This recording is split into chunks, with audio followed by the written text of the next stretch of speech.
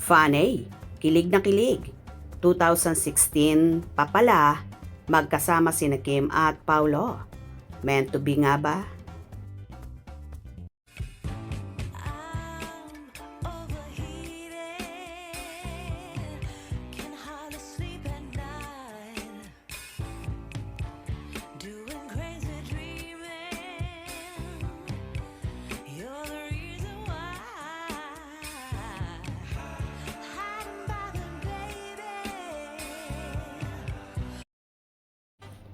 Naku ha, mukhang hindi yata masyadong updated ngayon si Kim Chiu sa hashtag 2016 na nagtitrend ngayon.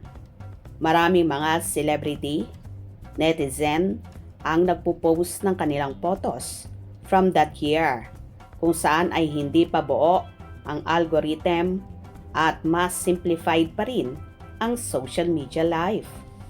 At dahil na curious, nagtanong si Kim sa kanyang ex account, dating Twitter ng anong meron sa hashtag 2016 thread. Sarami ng followers ni Kim na nakatutok lagi sa kanya. Expected na rin na napakaraming sumagot at syempre, yung iba ay nagpaka all out at nagtodo research.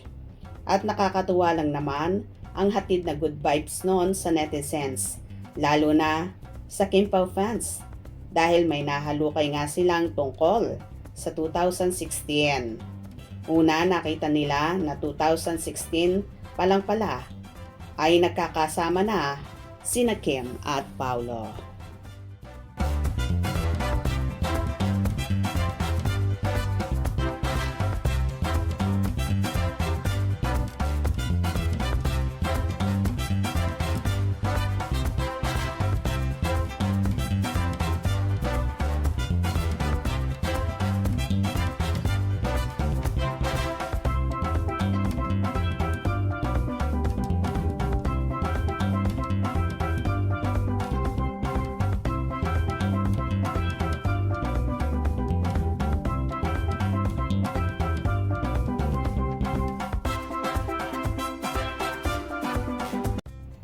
Magkasabay sila sa bench campaign as endorsers at sa parang year-end party ng Dreamscape ay masaya silang magka-jamming ha.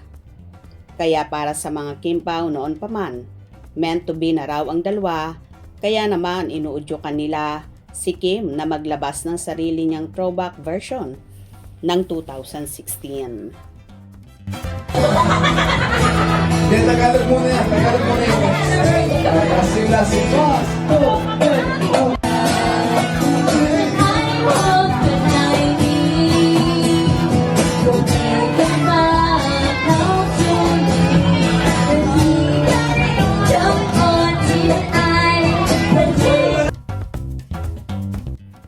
So, abang-abang tayo kung may hashtag 2016 pics din bang isi-share si Kim sa SOCMED. May kilig kung siya mismo ang maglalabas ng 2016 picture nila ni Paulo ha. O diba, kitang-kita kung paano kinilig ang mga Kim Pao funny na 10 taon na palang nagkakasama sina Kim at Paulo. Kaya naman, natutuwa sila. Hope you enjoyed. Please subscribe for more info.